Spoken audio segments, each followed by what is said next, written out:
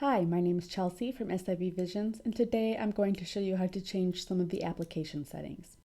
On the right-hand side, we find the buttons for the settings. Now, there are a few different options. If we simply click the button, it will open up our general settings. But if we click the little arrow, we can look at the specific settings for desktop, mobile, and web. We'll start with the generic settings for now. Clicking on the button, our settings menu conveniently pops up. You can change your application title. We could also edit the description or the company name, etc. Moving to the second tab, we can alter a bit how the application starts. Often when you start an application, you'll want the user to log in. Other times, however, you may want it so that no login is necessary. In that case, we'll need to define which user we want to be the default, so when you start the application, it will run under this user.